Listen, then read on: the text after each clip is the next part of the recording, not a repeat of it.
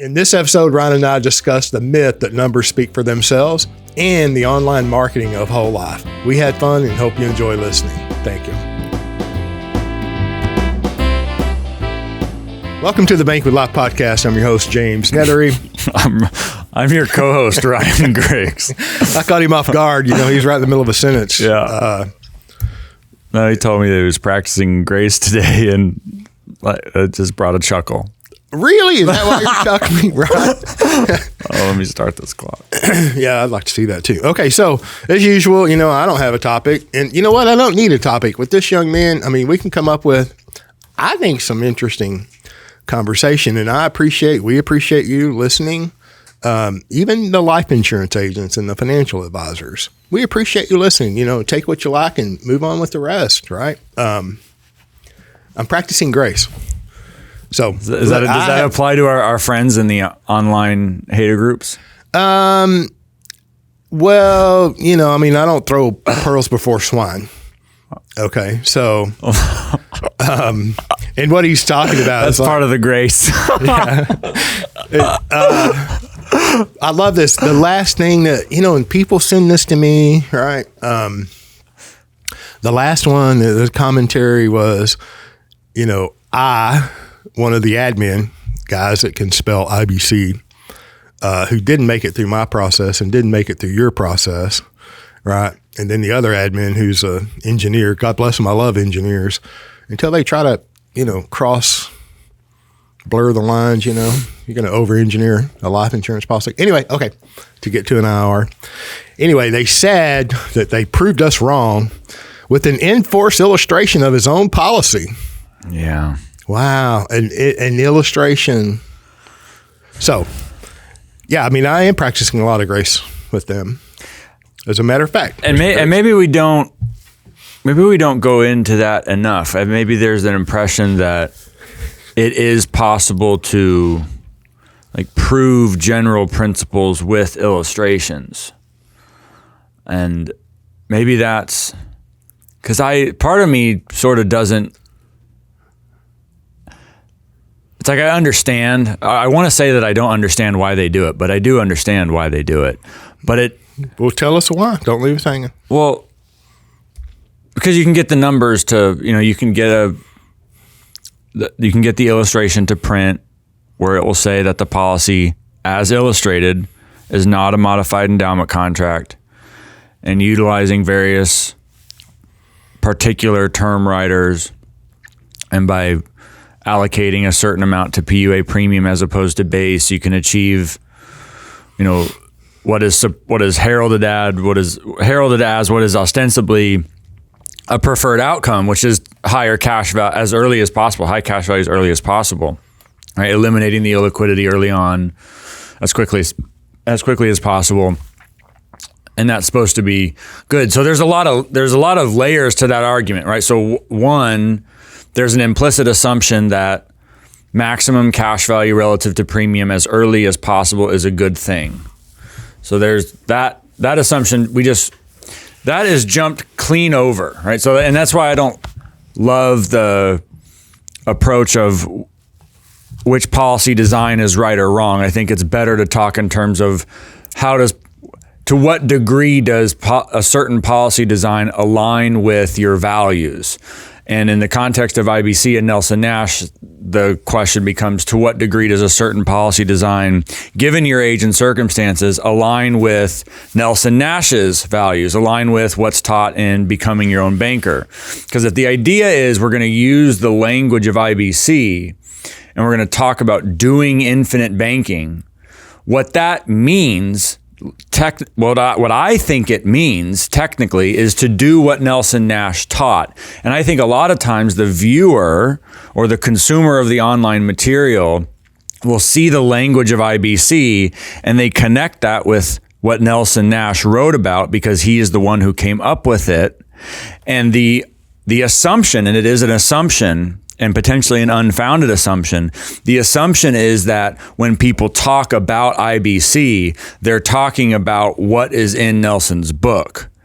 And because people who consume this material want to do what Nelson taught, they then listen to the people who happen to use the language of IBC. Sure. And they think that they're accomplishing that implicit, sometimes unarticulated goal of doing what Nelson taught. Yeah. And that all just doesn't hang together, because there's nothing in Becoming Your Own Banker that says that maximizing cash value relative to premium as early as possible is a good thing. That's not there. That isn't in fact, the opposite is there. Think long range. Don't be afraid to capitalize. Banking is a process. The process of taking over ownership and control of the banking function will last your entire lifetime. All the way to the illustrations that he does include in the book. They're over the theoretical lifespan of an individual. And a big part of the analysis is what happens late in that individual's life. And then there's a whole section. One of the 5 parts is on an even distribution of age classes. It's the intergenerational component. There's this whole, nothing about, he was a forester. He thought in increments of 70 years, nothing in Becoming Your Own Banker is short-term oriented. And solving for the banking function meaningfully, optimally. I mean, you can go to the economic side of things and talk about maximizing over the relevant time span and having maximum cash value and death benefits over the relevant time span, which is one's lifetime and then beyond one's lifetime. That is the framework. So and this is just the initial presupposition. This is just the initial assumption that pretty high level value, too. I mean, because you can get way off into the details down here. I mean, I get it. That's why do they, do these things? And of course, it does not align with Nelson. Doesn't align with Nelson's work. And I've even heard many times in the past in the marketing of the marketeers, as you call them, the online noisemakers. We won't even make you read. It's just click over here. But Nelson expressly says it's not about rates of return, right? And then when you have those types of illustrations, which is not where to start when it comes to the infinite banking concept, and they take Nelson's work and then they bastardize it because they don't know.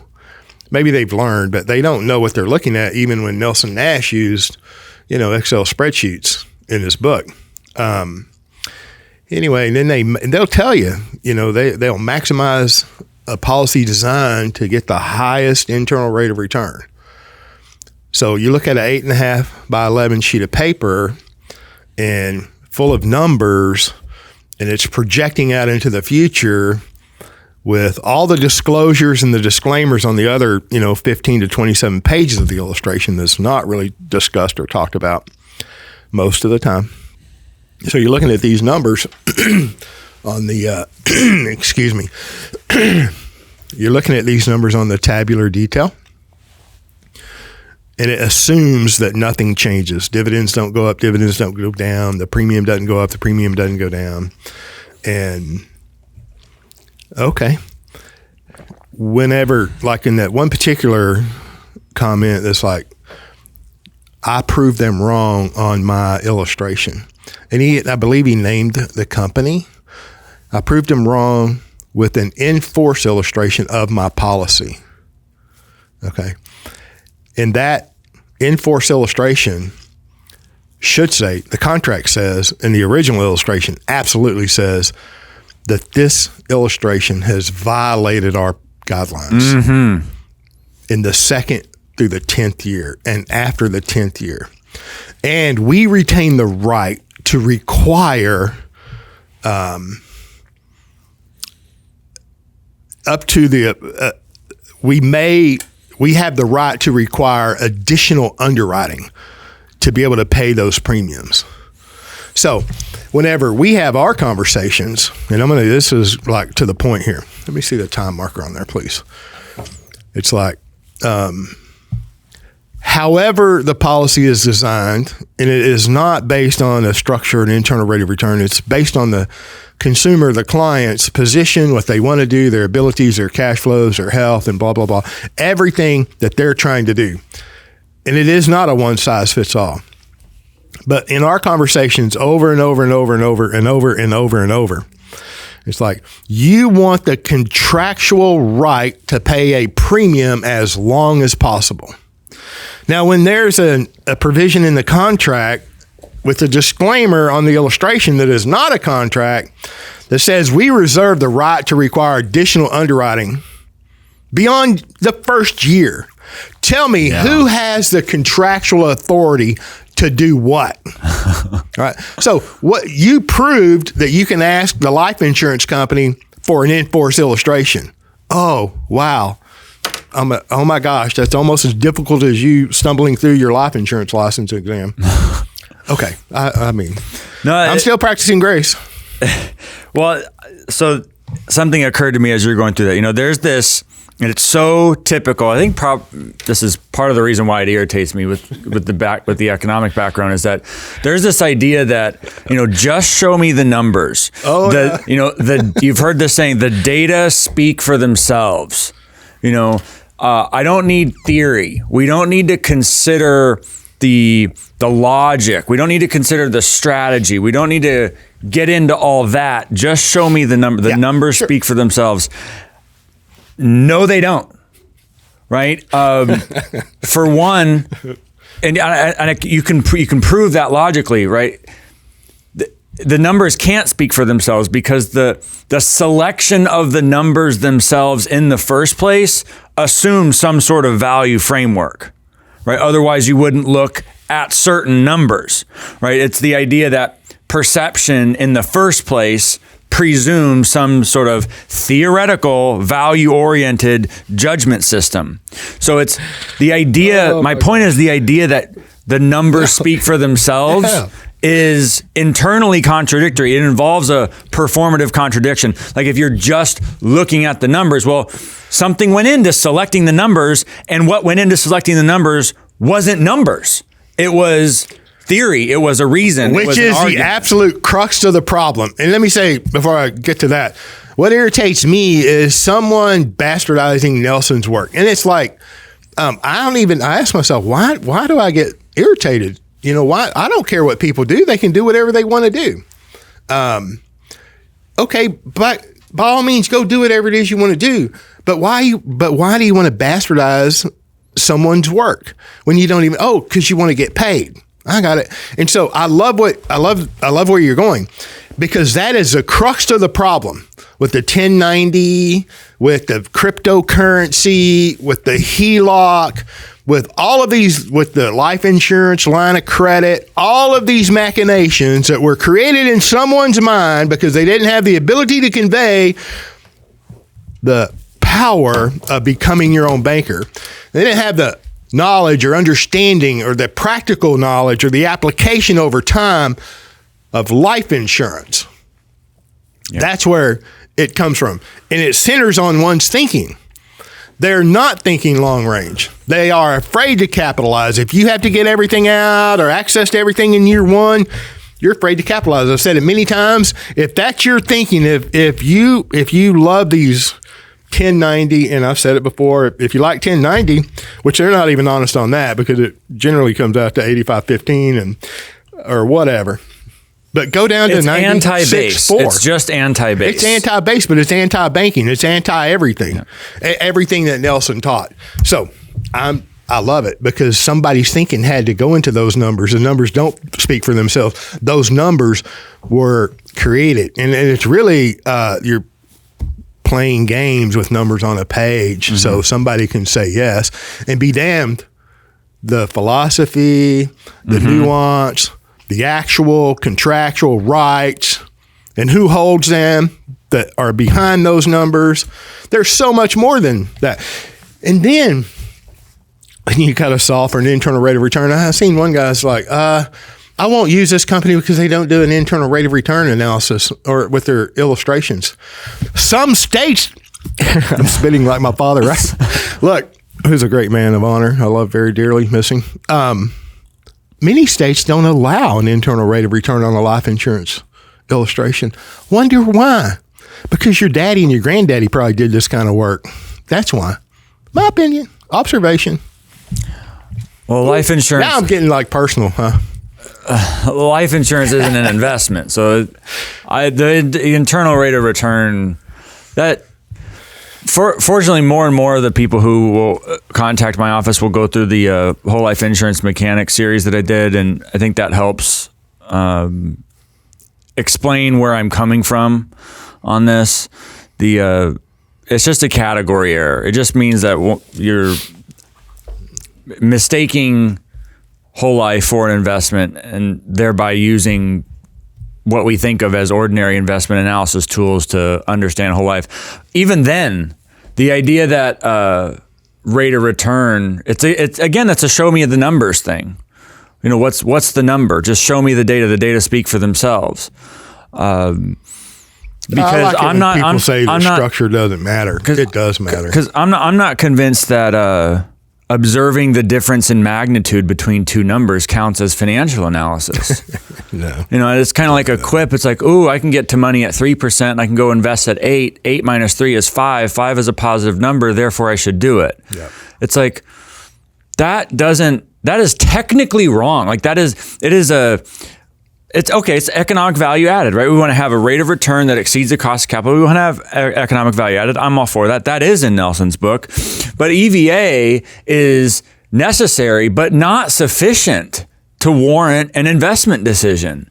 It's the idea of opportunity cost. I'm going to talk about this at the think tank. The decision is not is not a matter of analyzing the rate of return compared to your cost of capital. The decision should be the proposed rate of return on the project that's proposed to the next best alternative. And what the next best alternative is unknown to some degree. It's either totally just completely unknown because you haven't thought of it at all, or it's something that's relatively amorphous out in the future that requires some serious investigation. And then so the proper decision for how to deploy a certain amount of capital is between two alternative potential projects. It's not the return of the one proposed project to the cost of capital. That's just one part of the analysis. And so to say, oh, the numbers speak for themselves, it's like, no, you've assumed that the project in front of you is the proper best option to which to apply your capital. That assumption is unwarranted unless you've gone through and evaluated the various opportunities, which might include the consideration of where we are in the business cycle, what's likely to happen in the future, the value and importance to you of having ongoing access to capital for who knows what, right? We talked briefly beforehand about talking about how to manage these policies and what to do if things go wrong, sort of thing. And what to do if things go wrong requires uncollateralized cash value. So like, there's value in liquidity. And if the numbers speak for themselves, okay, do your numbers account for the value of liquidity? What is that number? Where is that cell on your Excel spreadsheet? Where did that number go on the illustration? What's the value of increasing access to even more uncollateralized cash value for a long time? Where's that number if the numbers speak for themselves? The numbers don't speak for themselves. Even if they did, you don't have all the numbers in the first place. So if the numbers are speaking for themselves, they're only telling part of the story. So I think a lot that those kinds of thoughts are what go into my dislike of that. And it's partly, you mentioned bastardizing Nelson's work. Fair enough. I agree. It's also, though, not in the best interest of the client. And this idea here's another popular thing online, which all of this numerical, show me the numbers type stuff indulges. The idea of just give the customer what they're asking for, right? The thing to do as an entrepreneur or as a capitalist is to survey the consumer and let's try to figure out what the consumer wants and let's give them what they want. That assumes that the consumer knows what they want. When you go to the cardiologist to have a surgery performed on your heart, you don't tell the cardiologist what to do. You don't express your consumer preferences to that particular service provider so he can give the customer what he wants. No, you have an awareness of your own lack of understanding, and you seek out expertise to become better informed and served in a way that you otherwise wouldn't have been. And who doesn't want that? By the way, when I go to have my car serviced, listen, I don't need to know how the fuel system works. I don't even know how any of it works. I want the person with the expertise to properly provide the service. And I don't express you don't want the guy who mows your lawn to work on your car? No, thank you. He doesn't have a lawn. I'm just saying. I don't. Yeah, rub that in. Yeah. Listen. It's like, it's just easier for me, the agent advisor. There it is. Okay. To number one, figure out how to manipulate an illustration and get to these real simple, look here's at the an internal numbers. rate of return. Yeah. And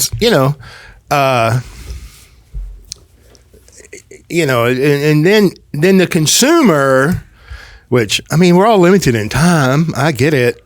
And we only have so much time to, spend on things like this. But when it comes to your money, it might be worth the time to investigate correctly, right? And then you say correctly, well, what does that even mean? All the things that you just type in IBC on Google and see what comes up, or Nelson Nash, or any of them. That's why I say alignment. And I know, and all the ads come up, and these people are paying for the opportunity to get in front of your face and show you these simple things. I love the one. It's like, just send me an illustration. We'll beat every one. And it all goes to the internal rate of return. It's like a chop shop, like an illustration. Yeah, but don't call me when it's done, or don't call me when something's wrong. Don't call me when I'm in Paraguay, or on my way to Hawaii, closing a deal in Europe. Yeah. Okay. I mean, hell, don't even call them if you want to enforce illustration, because they're going to call the company, whatever. And I don't really mean to disparage them, but obviously, well, I digress. It is so simple to look at, this number's bigger than that number. A little bit of understanding of what goes on behind the illustration is okay.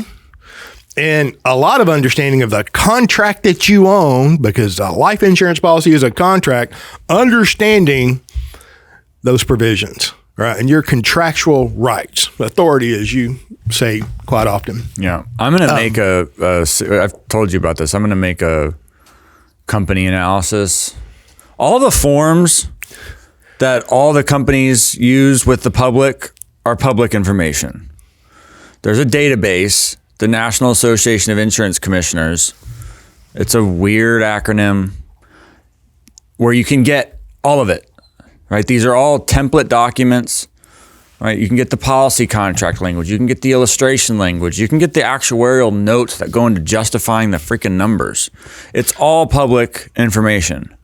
Not easy to find. You got to sift through the database, got to know how to look for it, got to know which attachments. There's a whole lot of forms. They're not properly named, right? They're just sort of the mundane like file types that you'd see, that you have in your own computer, but it's all there. And so I'm going to do like a course after this book is done this month, and we're in February of 23.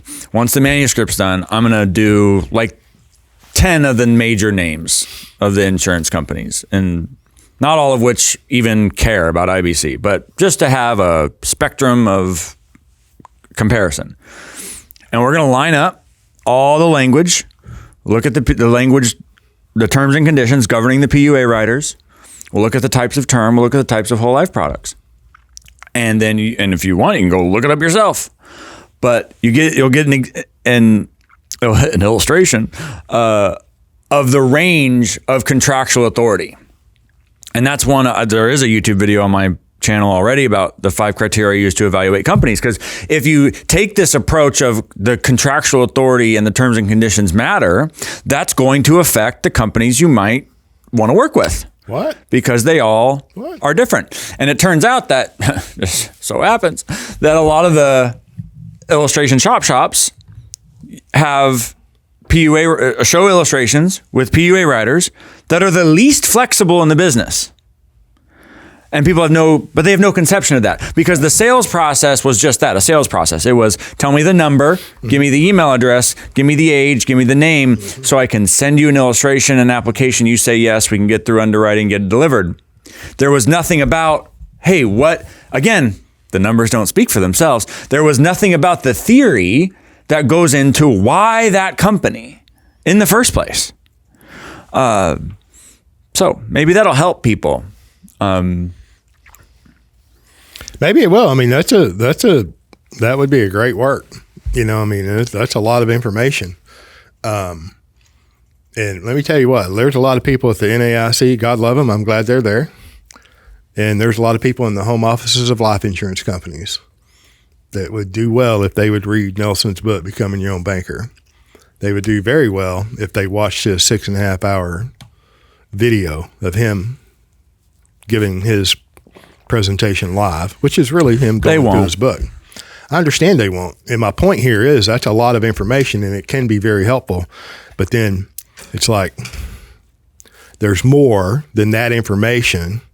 Well, sure. That would be really helpful. I mean, if they understand that, which I mean, I'm just saying that is a good work and that information should be available, right? And to have someone like yourself, like present it in an educated way without trying to shuffle someone down a sales process, right, would be very beneficial. And then all of the other information that's available through the Nelson Nash Institute, I think on my channel, on your Medium blog, and your book that's coming out. Nelson's 2 books. I mean, that's the foundation. His 6.5 hour video series, Nelson Nash, and this other. There's enough information out there to make solid decisions, in my opinion. Yeah. Now, that's not to say there's enough information. You know, all of you listening that are agents or advisors and practice the infinite banking concept, create some work. You know, go start a YouTube channel, go write a book. And I'm not talking about a glorified sales pamphlet, right? Those are out there ad nauseum. There's not enough good content is my point. And it's like, you don't have to write as well as Ryan Griggs, right? He can sit down and publish an article in 30 minutes or in the morning or in the afternoon and just knock it out of the park. Like the memo that was, which I don't want to mention the life insurance company's name. They're all out there. Their opinion, a memo to their agents, all of their financial advisors. You wrote an article on that. David published it in Bank Notes just yesterday. And how long did it take you to write that? An hour. So, and I'm just saying, you know, you have the ability, he has the background to do that. Shouldn't prevent you from writing, right? Or, you know, all the podcasts that exist out there shouldn't prevent you. Let it motivate you to create good, solid content. I'm not talking about the chop shops. I mean, these analogies that you come up with, I love them. The marketeering, and I'm not talking about any of that. I'm talking about really your experience with the infinite banking concept, you becoming your own banker. Just start there. Tell us what you did. People want that. I was talking to a guy who is under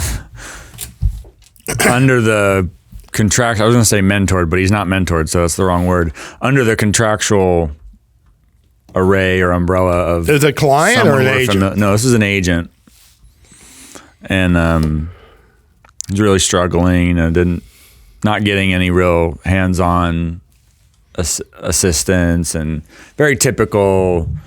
Not multi-level marketing, but it's, you know, yeah. I got multi-level marketing base their idea off of the life insurance industry. Yeah, like I'll give you a contract, you bring me people, and I'll be your social credibility in the meeting kind of thing. Oh and my gosh. We'll manage to get them to sign an application. How many times do you see that over and over and over? Yeah, this is just the latest. Sorry. Yeah, it's just and so he's not too happy. Of course, the upline, the agent who was at the top of this whole organization, wouldn't explain the guy's compensation structure to him. I mean, he was just asked to have documentation, wouldn't even provide documentation. I'm like, how many red flags do you need? I mean, do you see any other color? You know? Do you see any other color? I don't. Like, but he doesn't know the alternative. Oh. And so I get to talking to him. I'm like, everybody wants to be all things to all people. They want to be, the advisor wants to be able to help anybody and everybody. Right? My arms are open. I can just help everyone. And I think that is so opposite of a highly effective and productive and profitable way to do business. I think the idea of the riches are in the niches is so much better. Frankly, in this business, and a lot of the illustration chop shop people are the ones doing this, right? They use the numbers don't lie. It's all in the data. Just look at the numbers is a way to appeal to a mass audience, right? And that's high volume, high turnover is that business model, so I'm not interested. Look, for me as an agent, I think I probably have fewer on average clients than most people do in a given time frame, whether it's in a month or a year. It's not a lot. And I'm really good with that because the people who do come are those who align with me very closely. They've spent, a lot of you watching this know because you're my clients. You've spent a lot of time, a lot of your precious, valuable time listening to this podcast, reading the Medium blog, looking at the Whole Life Insurance Mechanic series, reading Nelson's books, listening to some of these things over and over again. That guy now, he's probably listened to my Mechanic series 10 times. Right? Yeah. Yeesh. I know. God bless him. And so then those people come and things work out really. I mean, it's such a thorough understanding. Life is so natural and organic and easy. There's so much overlap. And that's nirvana. I mean, it's exactly how Jordan Peterson brings up the idea of a Pareto distribution a lot. It's the idea that 20% of the people do 80% of the work, 20% of the customers bring 80% of the profit. And maybe the exact percentages are just generalized, but you can get more and more narrow. 5% of the listeners become the clients that are responsible for 95% of the revenue, this kind of thing. That's true like everywhere, right? The value is in those niche, deep, thorough, well thought out niches. And when you can get alignment there, great things happen. So to the agents, I'm talking to this guy and I'm like, I see people, they want to be all things to all people. Just look at the numbers, blah, blah, blah. It's like, none of them will talk about, how IBC works for the 35 to 45 year old in Michigan who works in heating and air conditioning. Like, where's that? Who's the guy online who talks to the HVAC business owner?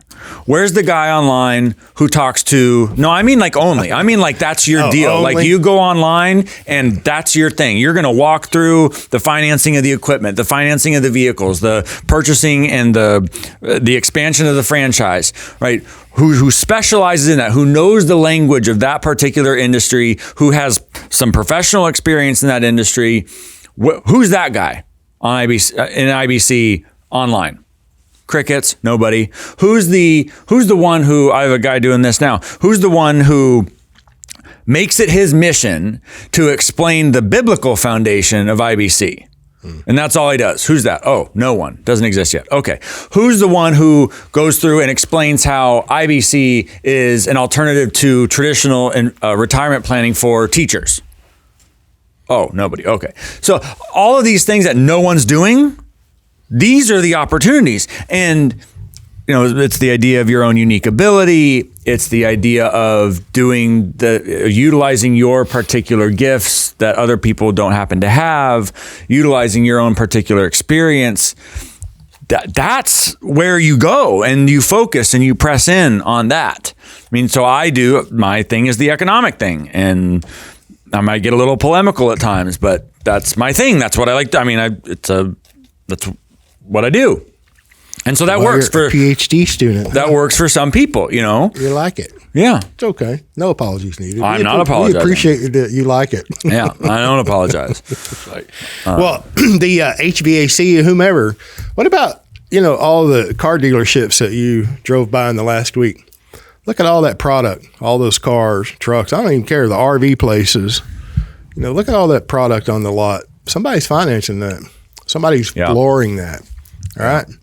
So granted, you can get as detailed as you want, but you go to Nelson's, becoming your own banker and equipment financing, just move the zeros around. That guy was financing, trucks and bulldozers, tree shearers.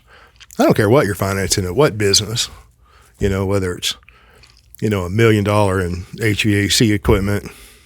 It's like every business has a need of capital, and it's just so simple. Where's your capital going to reside, and how much of that banking function do you want to control as it relates to you? Who's the gatekeeper between you and your capital, your operating capital? I seen a clip of Elon Musk the other day, and he was, it was a clip out of a conversation, and he was basically saying, I think he got sued by the SEC. And in this little clip, he was explaining, he said, well, we needed operating capital. The bankers told me that I had to plead on the SEC deal. Wow. We weren't going to have operating capital. Hopefully I've saved that somewhere, but I had no idea. It just came up, and it's like, think about that. I don't care who you are. You need access to capital. And if you're a business, you need operating capital, right? So, and it's so simple. It's just so simple to control the banking function. If you just fundamentally, understand the infinite banking concept, what's really going on in your personal life, your money, your cash flows, where are you putting your money? How are you financing the things that you're currently purchasing? Even at home, you don't have to be a big entrepreneur. You don't have to be in business. Every household needs access to capital. Who's the gatekeeper? And eliminate the gatekeeper. You said it earlier, banking is eternal. Banking is the most profitable business on the face of this earth. No wonder you haven't been taught about the importance of banking. Mm-hmm. No wonder. Who's shocked? Are you shocked? I'm not shocked. And so the idea of getting caught up in marketing and just, it's real fundamental, some work, couple of books, couple of hours on video, and just vet it for yourself. See if it doesn't make sense. And then if it does make sense, bypass all the clickbaity stuff, the tripwires and the, $14.95 personal secrets. We found the Dead Sea Scrolls, banking hack, and all of that stuff. You don't have to go behind a $1,400 paywall that's discounted to $9.95 today, right? You don't have to pay, $5 to get online training by somebody who doesn't know what the hell they're talking about. You don't. You can spend a couple $100, maybe under $500. Spend as much money as you want buying marketing material. Well, we talked previously, some of these gurus out there, their top rung is $100,000. They hadn't made $100,000 in their lifetime, and they're asking people to make $100,000 payments to their training. I digress. Okay, I don't. It's like, really? I'm just saying. Couple $100, under $500, you can get a solid foundation. That's Nelson's first 2 books, a 6.5-hour DVD series, digitally available with a little plastic piece that you stick in a computer. Don't worry, your children have games. I was somewhere the other day with my wife, and we were at a retail store, and something came up, and the young lady was like, she made it. It was a direct comment that implying that I would be a gamer. And I'm like, are there white-headed gamers? And I was assured that there are. I'm like, I was shocked. So I'm just saying, if you don't have a game box, your children have a game box, and you can put the DVD player, the DVD into that, and it'll play a DVD. That's my point, okay? And so under $500, you can get a solid foundation where you can avoid all of that other stuff.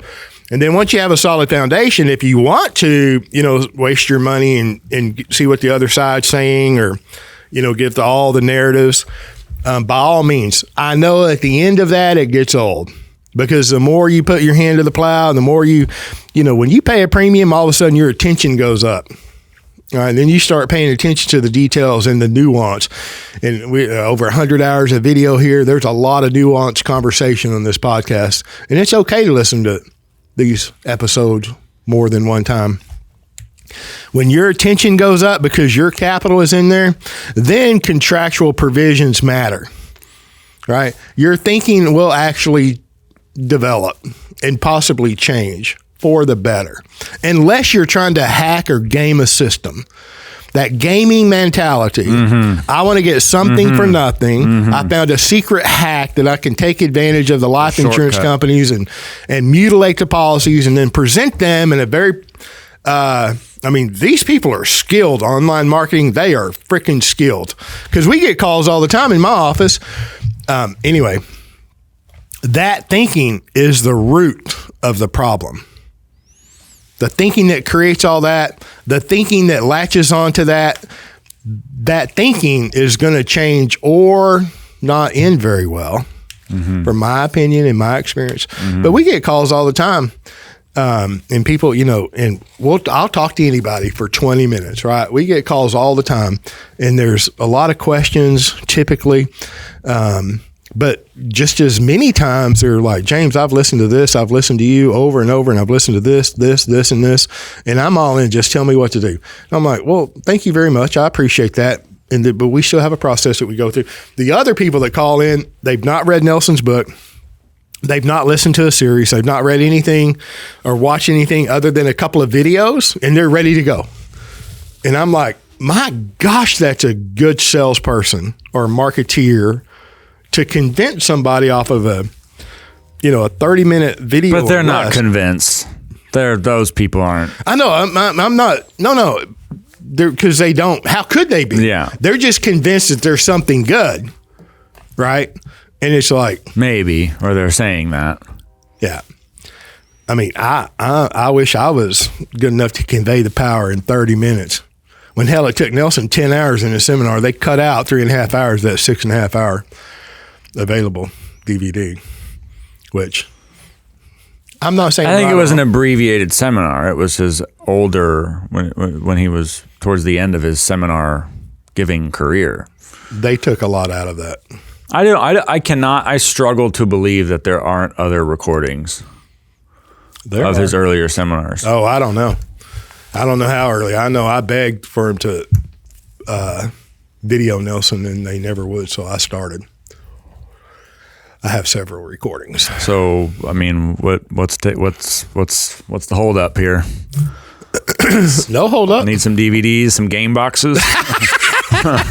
Got some merch. Maybe come out with a little game box with like BWL on there, huh? Some T-shirts.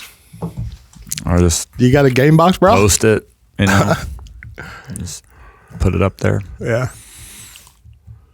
I'm just saying that you can get a thorough education, a solid foundational understanding without being drugged through all of the manipulative opportunities that are out there in this footprint. And what you might look for when evaluating this stuff, if you go on these people's websites, somewhere on the sites will be the affiliate link, right? Oh, the agent login, right? The access page for the commissioned revenue share affiliates. And the other streams of income that are available. Yeah. Just go look at that, go explore that. And then just reflect on the kind of business that would do these sorts of things, right? So, $375 a month for your specialized agent training. You're going to get all the videos and the hacks and the tools and the leads. You're going to get the lead generation. To me, turn off. You see that word? Bye. Gone. I don't care what it is. Gone. the funnel, the sales funnel, all that language, swipe left. Did you want to be treated like a number? That's what they're telling you who they are. They're telling you what they do. They're telling you that they treat the industry, the customers as data because the numbers don't lie. By the way, that doesn't just apply in the sales presentation to you. It applies to how they run their business. What? And so you are a number in a system that's responsible for contributing to a revenue generation percentage. Yeah, show of hands. How many want that? Right? That's what I want out of my skilled professional advisor with whom I'm going to build a relationship. Towards the end of the process, as we're getting into an application, I make sure to always stress, listen, I'm here. Right. Send me an email. Right. Contact us. Contact Policy Services if you want. There's the phone number. God bless you. Frontline, entry-level customer service representatives who don't know you and struggle to find the letters I, B, and C. That sounds harsh. Is it wrong? There are good people at the companies and they're trying their best. But no, I'm not going to apologize for my frustration on that. Like when you have people at the companies who tell clients the wrong information. Yeah, no. When you've got 5 to 10 day processing times to read a document and punch numbers on a keyboard. No, I'm out. So no, they have plenty of room for improvement. And my point is that I tell my client, call us. We'll mediate. We'll serve it, whatever. And I'm here. And like ongoing, strategic, administrative, whatever, we're here. And this guy yesterday, he's like, Ryan, all I want you to do is talk to my kids. His daughter, new job, doing well. She's going to be ready. She's like, what do you think? When would be the right time? Well, we talked through that. Give her a year of income, let her get used to the income generation, how that feels, what her margins are, what she's spending like, whether she likes it, whether she's going to do a different job, whether she's going to stay and move up, like what's all, develop a sense of economic awareness. And then we'll go through. So, but that was what he wanted to make sure he conveyed was be there for my kids. Sure. Absolutely. Yeah. Where's that value on the page? Yeah. Doesn't exist. I'll tell you what. That's real, and our commitment to our clients is not changed. It's not wavered. Back in the day, I used to drive out to clients and their businesses and homes and what have you. Traveled all over Texas and other, states. And my commitment to them has always, some of those people are grandfathered. I still go to their houses. New clients, it's just not going to happen because of time constraint. Well, are you going to go to your client's house in Rhode Island? Dang. Maybe. Do you have Rhode Island? No. Hey, it depends on the season. Right? But that part of the commitment to be there is actually being there. Yeah. And when you've been in this business very long, people graduate.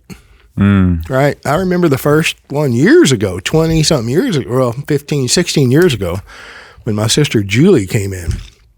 And I came in one day and she was crying. I'm like, what are you crying for? What are you doing?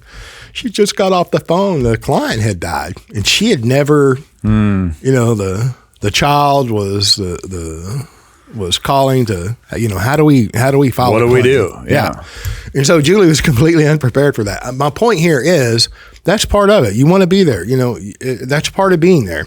Whether their children agree with what their parents have done or not, whether their children agree with each other, the parents or the grandparents, how their assets flow is absolutely their choice, and everyone's different. But that's part of it. Whether the children or grandchildren agree with what the clients did or our philosophy or not, they're going to cash the check, aren't they? Huh? They're going to cash the check, aren't they? You know it. Yeah. I'm just saying that, but that's part of it. Your clients want you. This is on the front end. This child is very young, going into the workforce, just starting out. I guess it was last year. Longtime clients. The last of, there were two. He graduated prior to her, and she graduated last year. And she called my office from the hospital, right? Jesus. The children are like, hey, mom just wants to, say hi. And really, she just wanted to say bye. Talk to Julie, talk to several people in the office that we've developed a relationship over the last 15 plus years. You know what I mean? And it's real.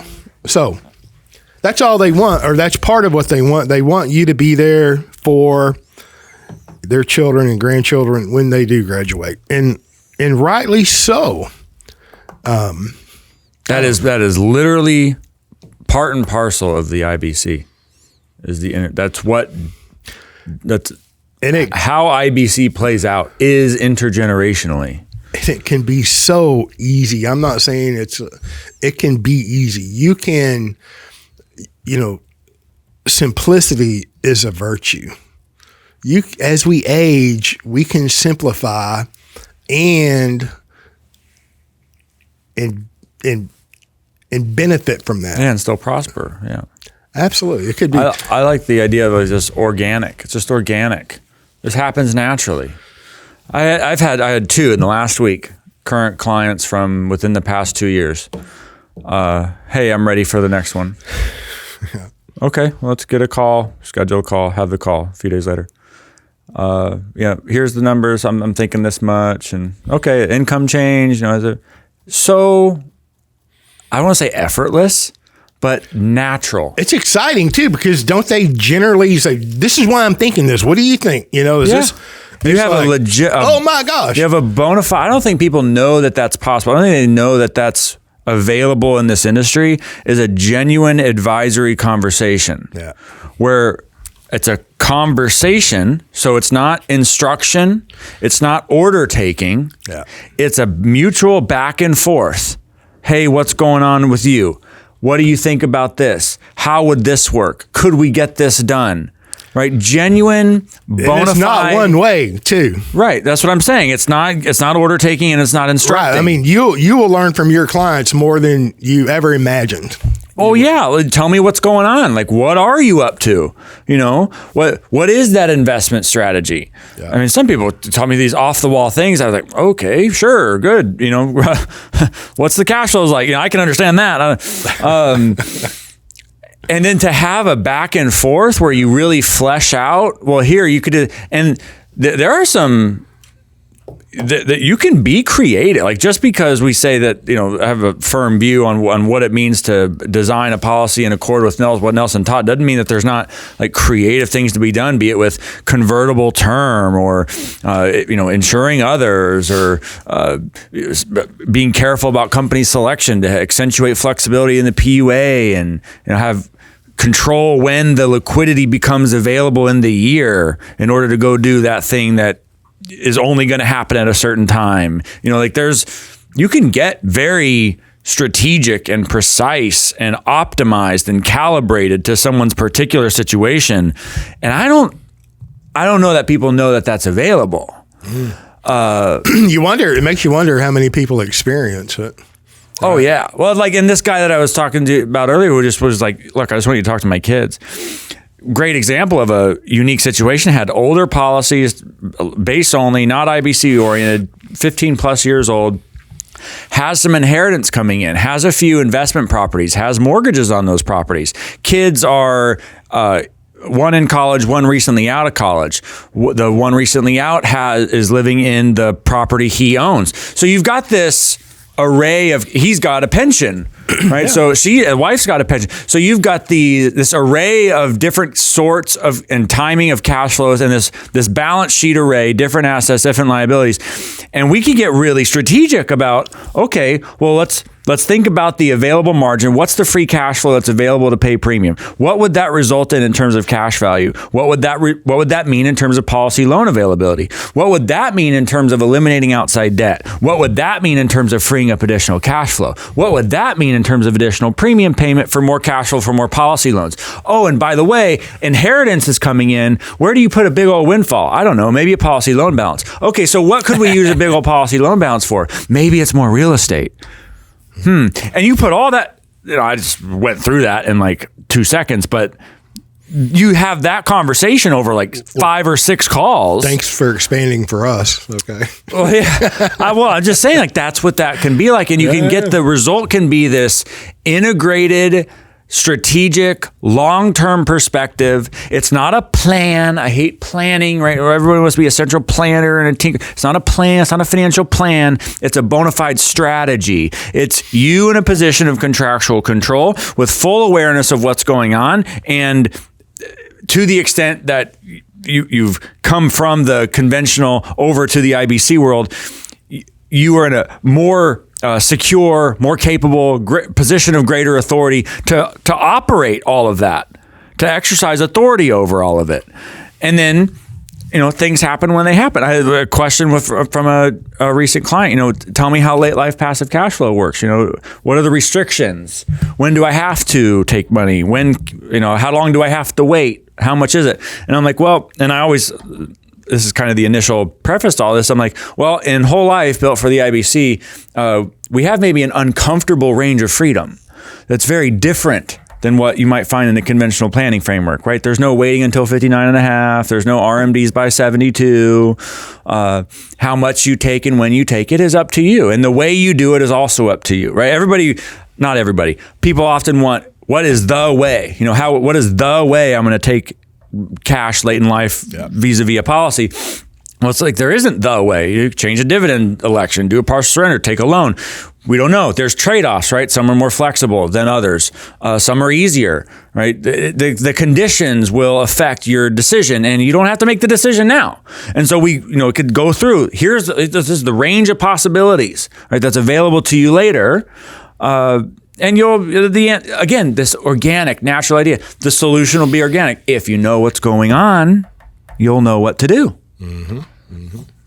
And if all of that is done in a very long-term oriented context where we maximize the right but not the obligation to pay premium for as long as possible, and we do things in the design phase now in order to preserve that contractual authority, then the numbers get bigger later in life.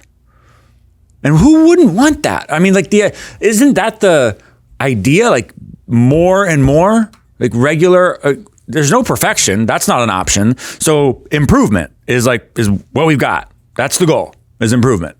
And as much of it as possible. We all have an opportunity. That's for sure. Which is why I say with this alignment stuff, I can hear Nelson, man, like when I published that article on Gary North, he's like, take that down and then change his mind. Don't pick on these people. And I'm not trying to be combative or like pick fights or whatever. I'm really not. I mean, I don't care. That's out there. It's available, just like Jack in the Box is. I mean, have the quick and easy, the get it done, drive through, drive by, on the fly, anti-base, non-advising. That's available. What I don't like is when people want to do what Nelson taught and the two are conflated. And I think it's unfortunate. And it's also happening with agents more and more who want mentoring. I'm not calling for agents. OMG, I am not recruiting right now. All I'm saying is that I have people who reach out who say, I bought this and that subscription program. I talked to the expert insurance coach who doesn't have a license anymore because he can't have one. And I paid X amount of money. And, he told me to deliver a policy without designing it. And I don't even know what that means. It's like, neither do I. Can you get a refund? Oh, probably not. Can't partially surrender that one, can you? That's out there. And it is irritating. But what matters is the underlying point of value alignment. Do you want to do what Nelson Nash taught? Are you thinking long range? Are you unafraid to capitalize? Do you have a plan to repay policy loans? Right. And then having that conversation in terms of your numbers with a very precise awareness of your contractual authority as opposed to what your obligations are. Man, things can be so good. And I think that's part of it, is like things can be so good. Like I look at my system, I just added 4th. I think that's the 4th policy. There'll probably be another one. Should be another one. On your personal system. Yeah, of my own. Yeah. And you look at all of it, and it's like, because now they're at different stages, so they're in different processes, different points in their own little growth paths, and you look at that, and it's like, come on. Oh, and I wanted to bring this up a long time ago. I'm glad it's an hour in now, and it's oh my god. There is a point for the recent policy owner within the last 3 to 5 years, let's say, where they wake up one day and it dawns on them that the greatest concentration of capital for them is now in whole life. It's not in their house. It's not in the bank. Not in the retirement plan. Not in the retirement plan. It's in whole life. Yeah. That point is, I'm looking at like wonderful clouds passing by in the sky outside. It's so blissful. The sky breaks open. The sun is shining. It's so peaceful. It's like, wow. Yeah. I don't care what the market does. I don't care what the real estate market does. Like I don't even happen to think about it. What about interest rates, Ryan? What about interest rates? Yeah, or the policy loan rate's going to change. Oh, who cares? I mean, it's like, wow. And then what's going to happen tomorrow? Oh, there's going to be more of that. Oh, what's going to happen when the income goes up? Well, then there's going to be more premium. There's going to be more of that. What happens in 10 years from now? There's going to be even more of that. Like the multiples continue to increase. And the longer I have the ability to pay into a policy, the even better it gets because cash value growth is compounded. And so there's a little point where that dawns and it's like, OMG. That's just one of many points. I know, but I want to draw attention to that because where we are in the proliferation of IBC education online is a lot of people doing IBC are brand new. Yep. Yeah. And so this is going to happen, is happening, maybe recently has happened to a lot of people watching. Absolutely. And it's like, oh. And suddenly, all the advertisements, the onslaught of online advertisements of mailbox money, passive cash flow, retire in 4.865 years, 18% annual rate of return, all of that is like, it's not even noise, it's muted. It's who cares? Who cares? What is it that maybe I could do? What could I use my capital for in my own life? Doing things that I actually enjoy. And those very same people look at that cash value. I'm not doing anything but paying a premium. That's all I'm doing. And then they look at that and then they start looking at all these other quote unquote opportunities of what else could I be doing? And they look at their cash values, what their policy or policies is doing or are doing. And they're like, no, thank you. No, thank you. No, thank you. No, thank you. Right. And then there's like that one that just stands out. I'm like, oh, that's a beautiful opportunity. Maybe you're helping somebody or whatever the deal is. Yeah. It's like, yeah, that makes total sense. Or it would be fun.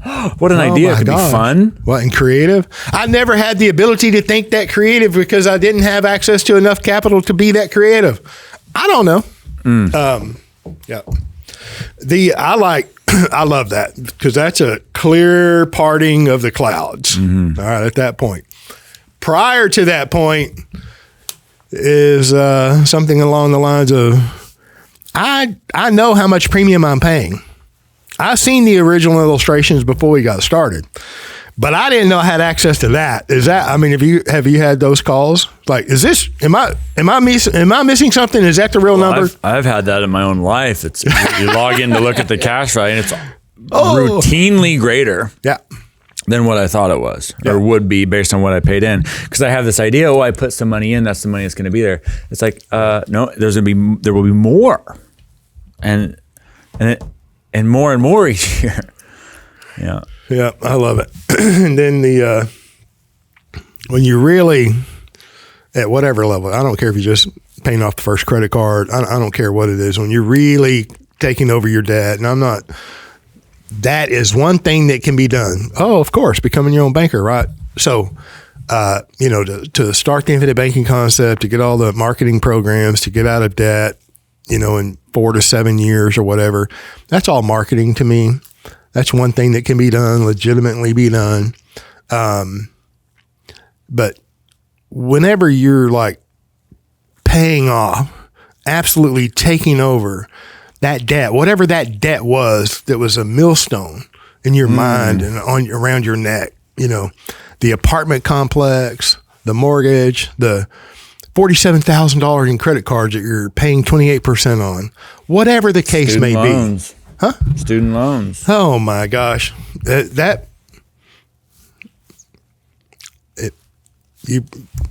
plan of deferring them for 20 years and paying interest and then hoping the government forgives that student loan is really not maybe in your best interest. I don't know. I'm just saying there are lots of points along the way when you put your capital in, your money's in there, and now, oh wait, you're not dependent upon the market. You're not dependent upon the interest rates. You're accumulating capital, and then you're responsible, right, for taking action, deciding what opportunity is an opportunity and which one's not. It's like milestones happen immediately, and they continue. They've not stopped for me. I mean, about 18 years ago is when I met Nelson. They don't stop for me. I realize that I have not bought enough life insurance over these years, and I thought I stretched myself about all I could stretch over the last, but I'm human. So you told me that recently.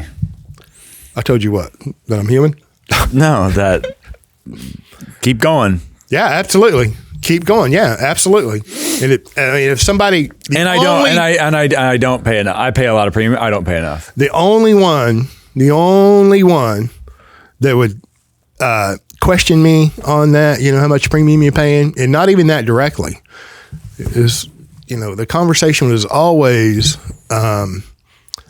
it was beautiful conversation. It was always to elevate my thinking, was Nelson Nash. Mm-hmm. You literally, I'm telling you my words, you literally cannot pay enough life insurance premium when you understand what's going on. Now, I'm not telling anyone to jump. I'm not giving investment advice of any kind. I'm not telling anyone to go out and do anything other than educate yourself. And then once you're educated, then call me. All right. And I mean that. Nelson's book, Becoming Your Own Banker, his second book, Building a Warehouse of Wealth.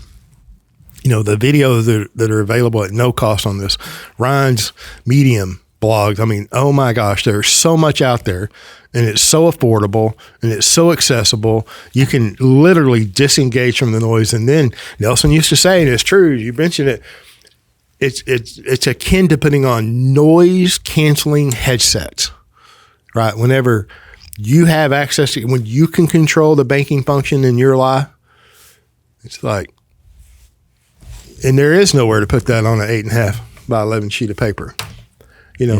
Assign an interest rate to that, and assign a value to that. How you gonna? And I love these, and I say it, and I want to keep saying it because it's true. Whenever you have a policy designed for an internal rate of return, you're torturing, not you. Those policies are tortured. The construct is tortured to make that happen in the now, and be damned what is going to happen in the future. Now, let's don't talk about that, right? Just make a decision based on a tortured illustration to get a high internal rate of return. And I'm just telling you, those internal rates of return illustrate by fractions compared to a well-designed policy based on what you're doing. They're fractions. I would say this: you can shift the maximum point of the internal rate of return, but you can't across the board increase it. Right? It's not as you can shift it to the early years. Right. You can accentuate cash value growth early on, but there is a trade-off, and it is that is the return in the long run. That's only one. That's only one trade-off. There are many trade-offs. That's only one. Yeah, I'm just saying in terms of the numbers on the page. Okay. Right? There's not a way to manipulate things so that the rate of return across the board is up everywhere. Right? It's a matter of emphasis and shifting, which is why I go back to value alignment. You either have a low time preference and you're thinking long term, or you don't. And but yeah, then they add in all the, what happens when dividends change, what happens when you don't pay exactly the amount of premium assumed at the time assumed. what happens with the modified endowment contract status in the future. This going back to where we started, this idea that, well, the illustration printed off is not a MEC, so the policy is not a MEC. Yeah, right now. And some of the guys who know a bit more will refer to this idea of a material change, right? MEC testing happens whenever there's a material change to a policy. Well, what's a material change? Some will say that it's an increase in the death benefit. Some will say that it's a decrease in the death benefit. The IRS doesn't say. Okay, a material change from a proper conservative company is any change to a policy. Death benefit goes up, death benefit goes down. That's it. There's a change. Coverage amount's changing, right? That's who decides that that's material? Okay, well, it's not you. So maybe it's safe to say that any change is a material change, or at least could be construed that way. And maybe the illustration software and the company's attitude towards the actuarial design of a policy should take that into consideration. Wait, who designed that software illustration? The company. Yeah.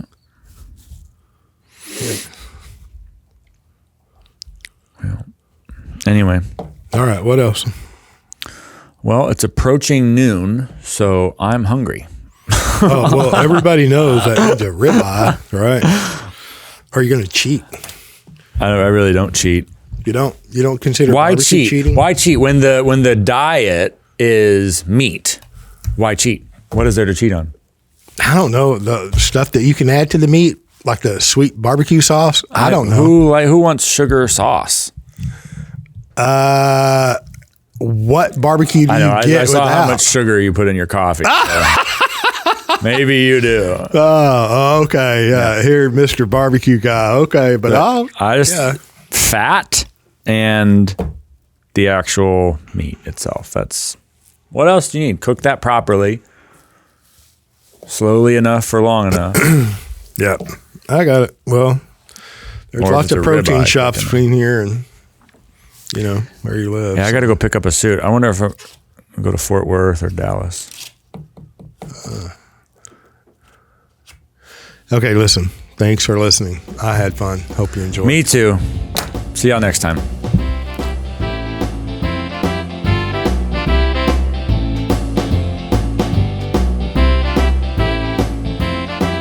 Thank you for joining us on the Banking with Life podcast. If you're watching on YouTube, make sure to like and subscribe and click on that little notification bell. Otherwise, join us on Apple Podcasts and Stitcher for weekly content.